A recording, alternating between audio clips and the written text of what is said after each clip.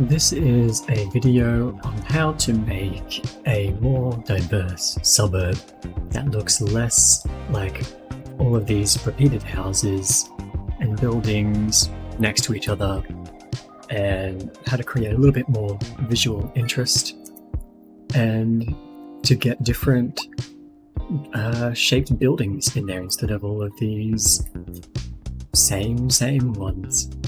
I'm going to jump over into this area here, Coldridge Glen, and we'll first start out with a grid. We're not really changing anything up there. Let's do something like this.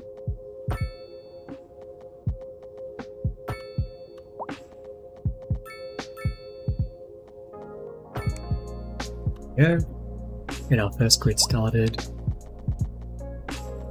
We're going to work with 80 meters length. That's going to be the size of our blocks.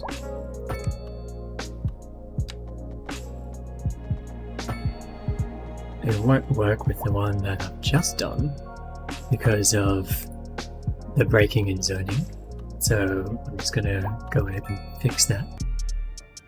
Okay, there we go. That's much better. I'm just going to continue this down now, looking for the 80 meters.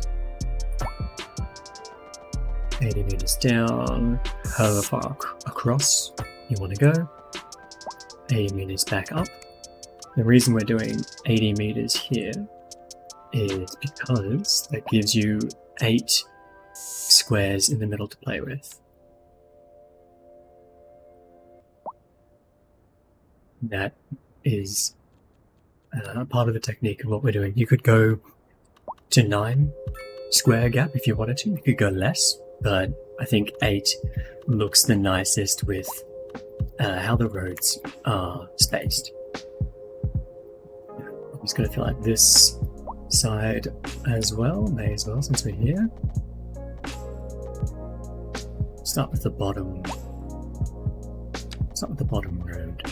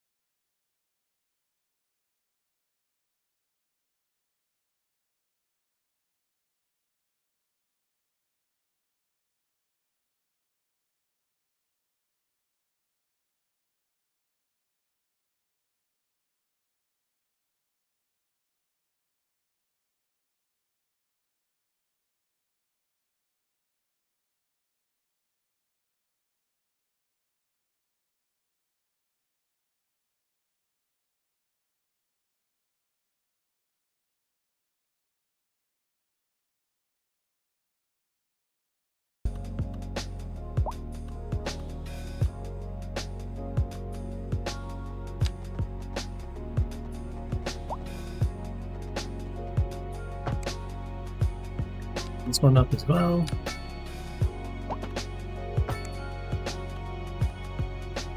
And then we'll put in high school and primary school over here.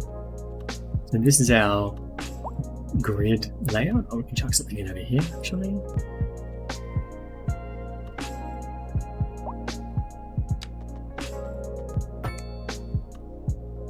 Extend this out a little bit, why not? Got the space.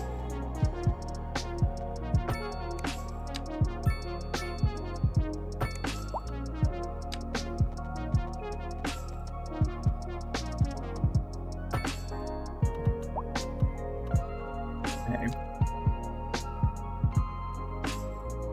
So now we've got our grid. This is where the magic happens. With these broken spots over here, normally I would wait to see what houses spawn before deleting some and making paths coming through. It looks like this has detached as well.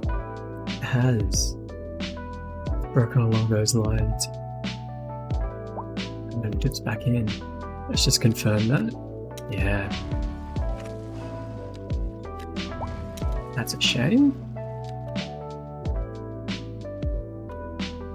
We'll work on this one though, and here. I'll fix this one up. There we go. I've fixed this side back up now.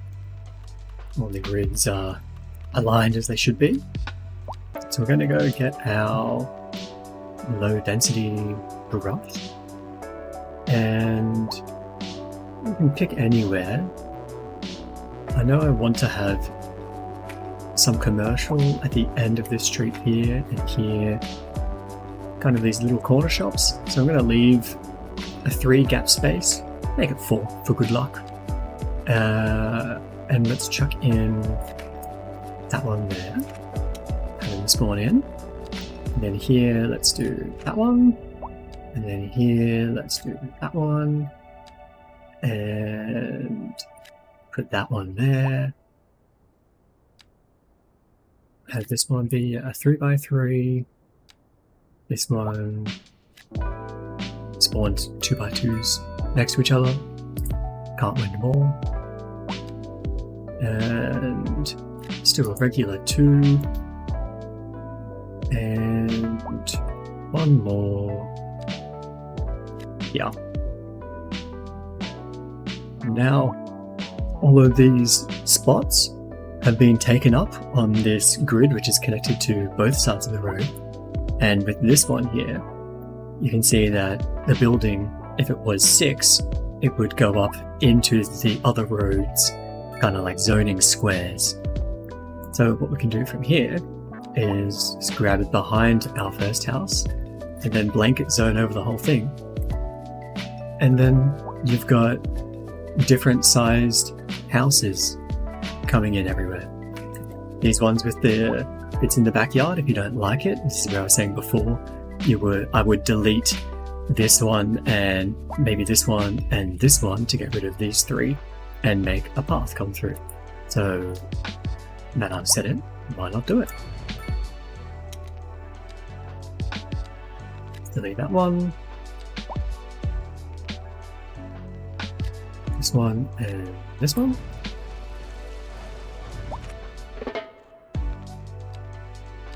In our path, I love complex curve so much.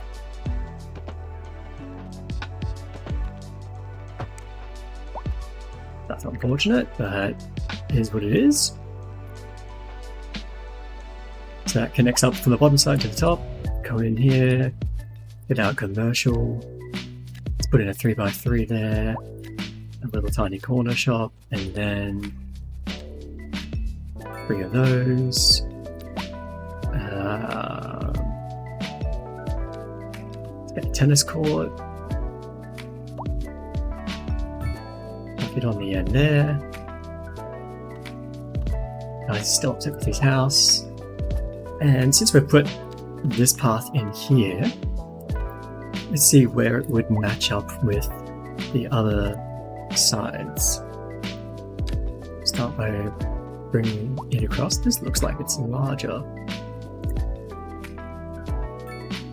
many is this one?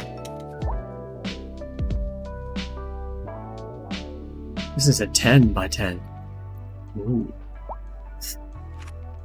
I'm not going to change it. We'll see if it still works. But let's bring in this path.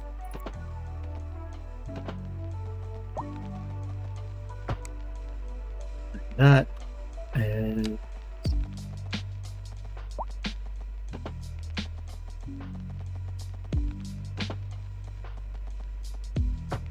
like that. So we've got a path connecting up the three of them there. And I know that we're going to put a high school and primary school over there. We may as well put a path in from this section. Let's bring it straight up.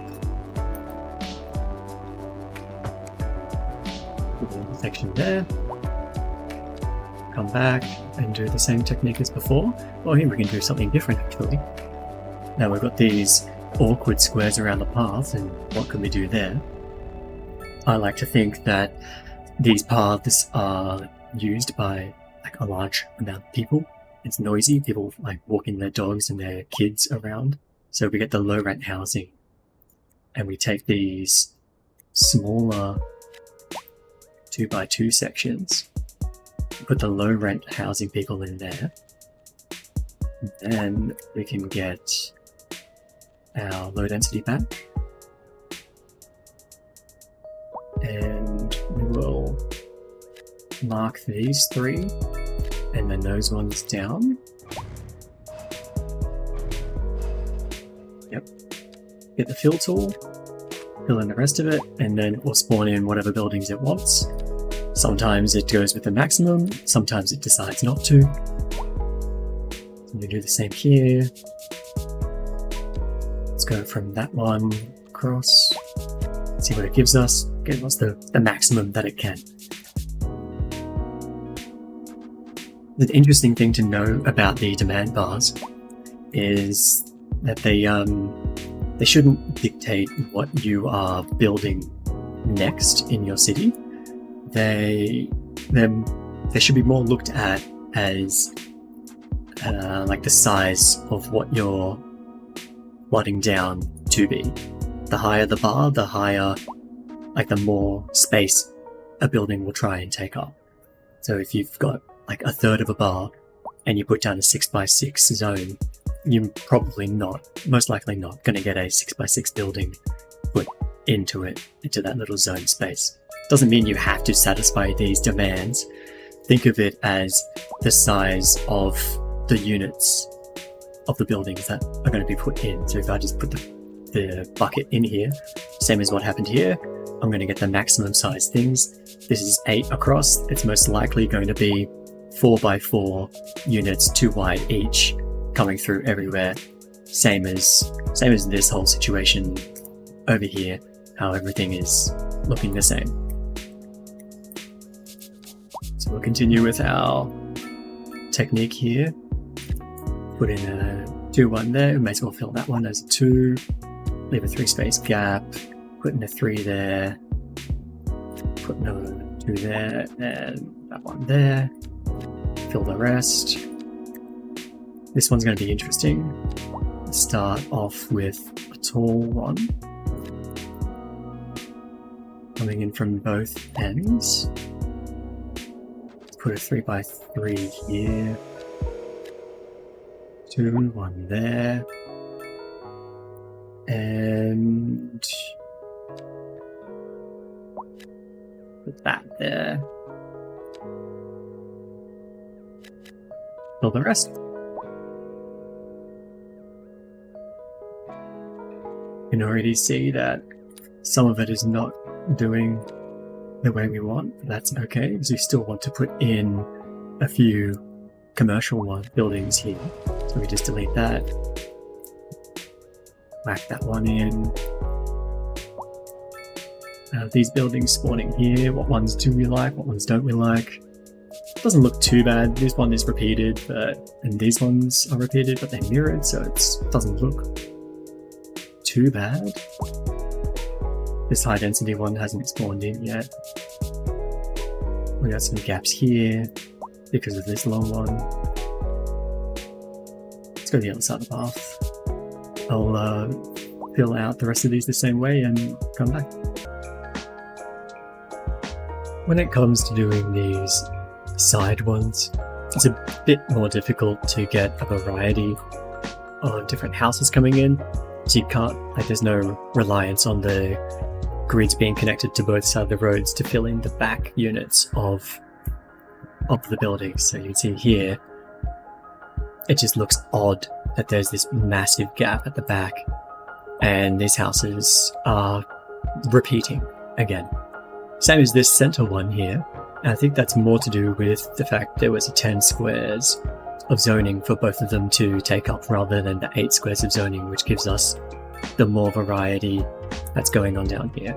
So to help with that situation, we're going to put in some medium density buildings here where the path is. It's going to be nice and noisy. A mixed one on either side of that. And then let's put in a little park to help with that separation. Put a plaza in there. Many people would use it. The dog park in. Dog park can be the barrier from the low residential buildings to the medium ones. The little path up behind it. Oh, got an autosave there.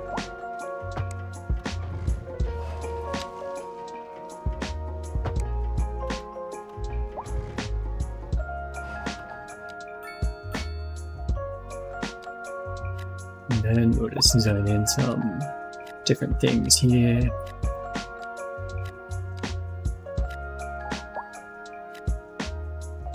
I was hoping that one would be a 4x4. Didn't quite work out. No, it hates to do it. I find that the residential buildings much prefer to go long than wide. They can spawn, it's 4x4s, but they just tend to not like to do it. They want to be longer than wide. So let's delete them and put in some medium density here instead.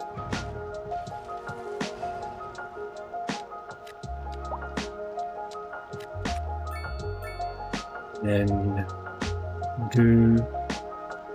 we won't do the same with this one. Instead, we'll just shorten that house so we get the different style, and then we'll put a 3x4 on the end.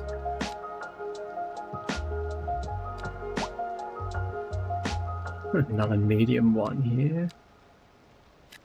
Put a big medium one there, and then this person and have the big house next to the noisy medium density people causing ruckuses. And just put these rest in like that, and for the sake of it, let's put fill on that one. And immediately they're coming up with the same. So it looks a little bit odd having these gaps in the background, like on the outside edges of your grid. I'm not as big a fan of it as it is in the centers here, because if it's in the centers, you can come across with your trees and then make it interesting on your own. You can come in, it's a bit too big there, an oak maybe? No, chestnuts. Chestnuts will fit in this guy's backyard, so you can just give him more space like that. There should be an alder fitting in here, no? Put some apple trees in over here, no pines, some more chestnuts coming through. Oh, we'll put an oak in here. And then we can do the same with the paths. That's why we don't really mind that we took up so many squares with the paths. So we can come in and put in oaks in these corners here to help fill out that space. One won't fit there. there. One just fits there. Bigger trees further to the back, which you can. Then let's do some wildflower bushes, and then we'll come back through with some poplars.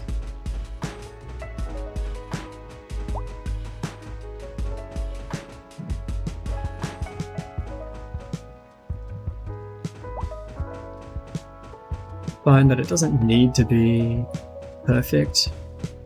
The spacing matters more than it lining up with the bush on the other side. But as long as your spacing is somewhat close to that one's too close. Can't have that. If we were to keep that, we'd have to put a third one with it.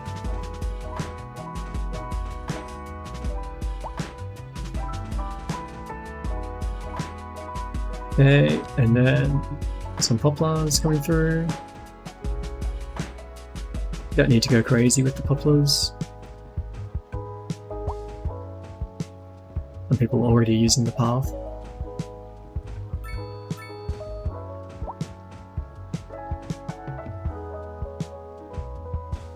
Using it as its intended purpose.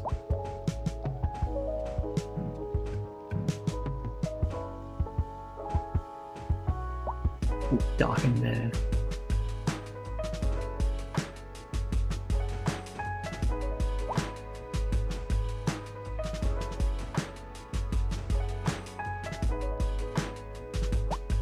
This gives that a little bit more character to these open spaces. Gives you opportunity to decorate it with props, and when mods come out, oh my goodness, it's going to be so much nicer creating more variety when you have more variety of props to put down. It's going to be great. Cannot wait. So with that method here that I've done, I'll just go ahead and fill out the bottom of this and this section, and then put the layout for the high school and primary school up here, and we'll see what it looks like. Alright, we're back. So I've been doing the same method as over here to on this side of Cold Ridge Glen. We're getting some medium density through and some mixed housing, and then some car parks hanging about. On the other side of the road, we've got the high school, elementary school upgrades, and we're just waiting on a couple of things to finish spawning in to give a comparison. It's not done yet, so I mean, we can do a couple more things, like it's got some offices around the school.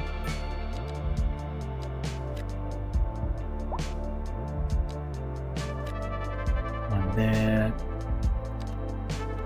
We've got a police station on the other side of the road, but if that place didn't exist, I think this corner here would be a good little away spot for a police. We've got the, what's that, healthcare and fire service is really good. Oh, because there's, I wasn't on the fire service. Ah, because there, firehouse there. We can link these paths up. Lucky we've got a broken zoning here. It's a perfect opportunity to make a path.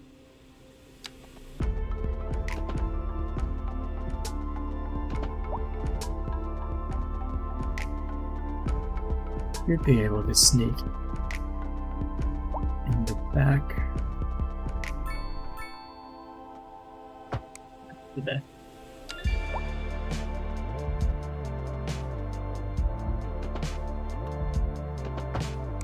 Like that up there. That's alright. All these guys can walk. All of these people can walk to school and to the main road. To the collector there. These guys can all walk onto the collector and cross onto the main. Let's fill in these empty spots with commercial. Tiny office there. Put another office here.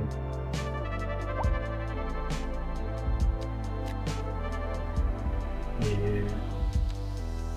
Some on these back streets. Let's give the people at high school their corner shops.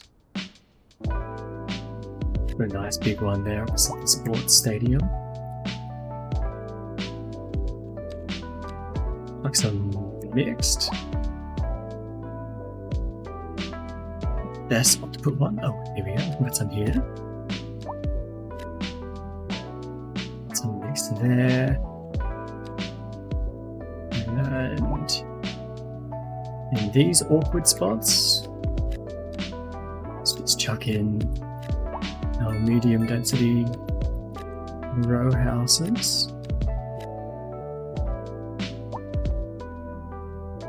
May as well fill all of this out as well.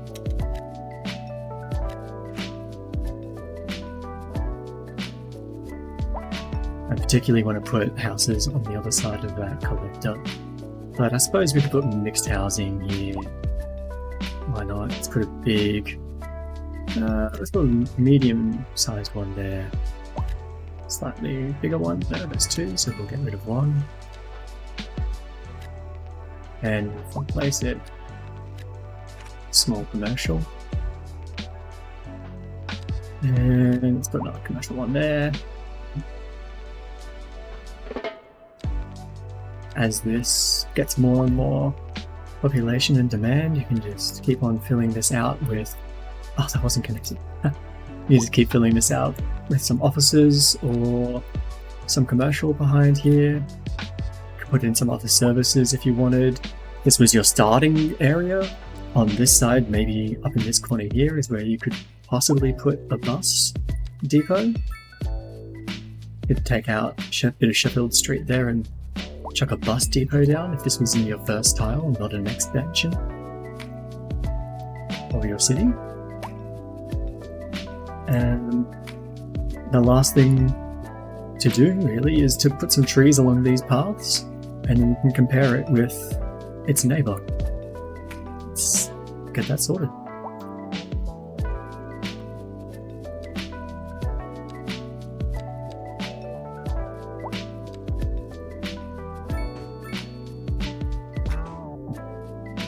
Just squeeze that one in.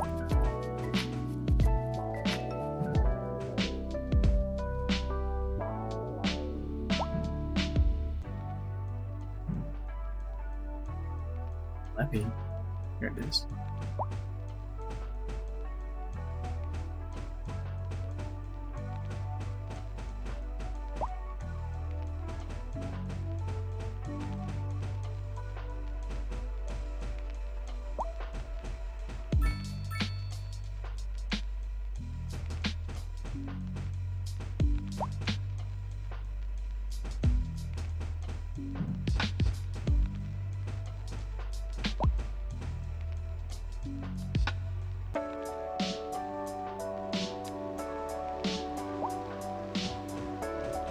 Put some wildflower bushes around their primary school. Give them some pretty plants to look at.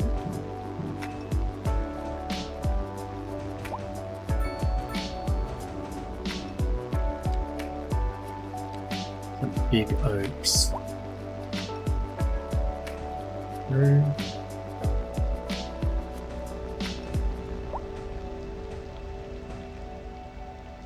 Big, tall, strong trees in the distance.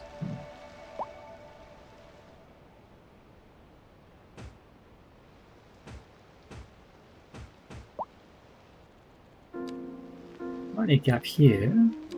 Let's put in some small commercials there. Give the teachers something to do on their lunch break. Seeing quite a few people walking around on the streets now. using the paths that we've created. Love to see it. It's good to know that it works.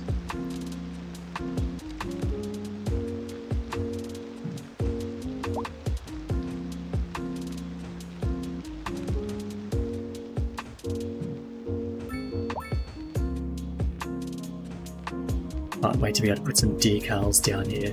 Maybe like extend the concrete kind of section that the primary school has and just make it look just a little bit more interesting. There's definitely a lot that you can do with the tools that are given to you. Some people are really good at it, but I'd like to see just a little bit more, so that we can do more.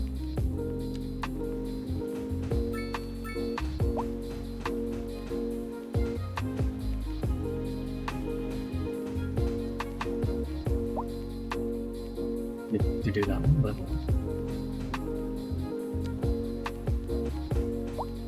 chestnuts around. You can visually see the path a little bit better when you're higher up.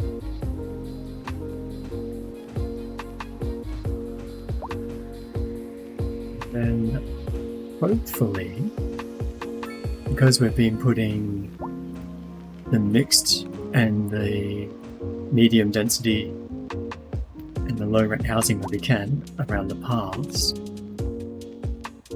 when we're on the side on, we should be able to see the slightly taller buildings winding their way through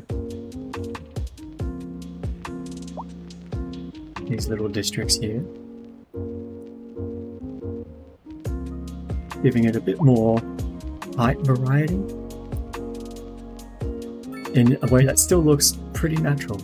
That line there, this kind of diagonal into a straight with the big flat mixed density houses here. Yeah, there's more that you can do to make it look pretty, but here is the side-by-side comparison of these two little zones.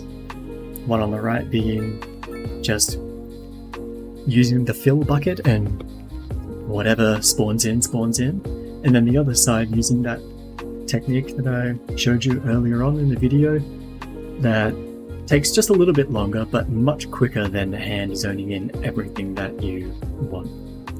And if you see like this kind of area here where we've got a bunch of repeateds, you can just take some out and replace it with something that you want to see more. So we've got a 3x3 and then a couple of 4s along here. That one is a longer block, so it's knocked back a little bit. These two are the same, so we could do something here. Let's take that one out, make it like that, and then chuck a tree in their backyard.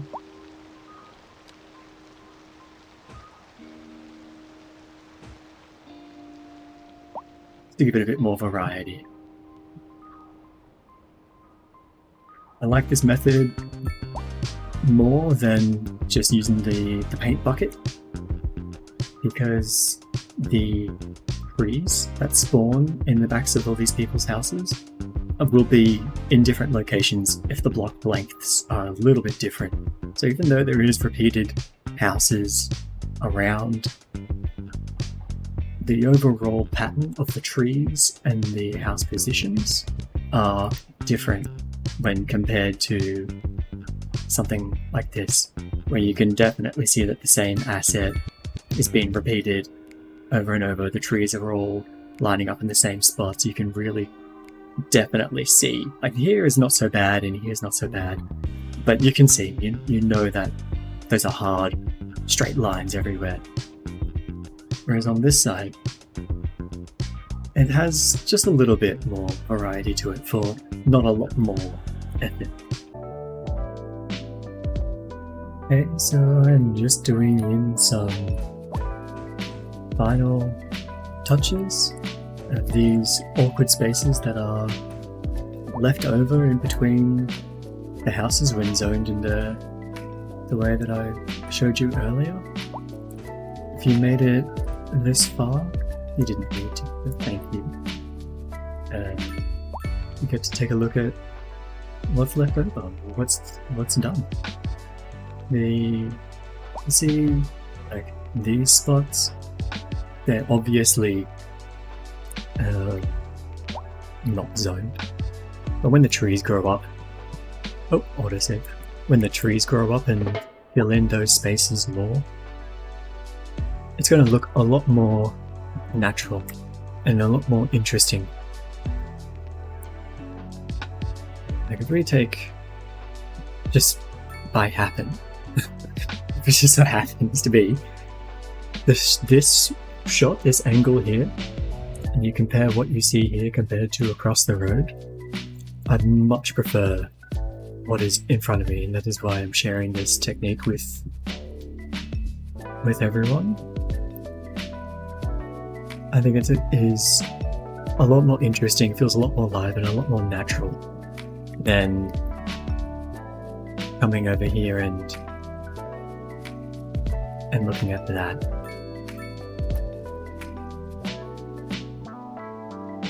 So there you go. There you have it. Obviously you could do more zoning things in this area here. You can flesh it out more with different assets and whatnot, but I'm not gonna bother doing that with you guys today. I'll probably do that in my own time. So here is the aerial shot. And the difference of the two zones that were built.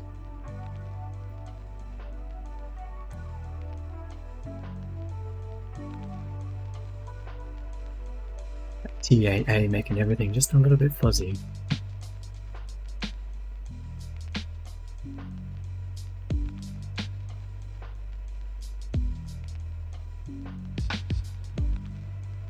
Yeah, so tell me what you think. There is definitely an appeal to this one, of how structured and ordered it is, and if it was in a full grid, you can see how much it would work. I can understand it. But yeah, tell me what you think. I hope this was of some use to you.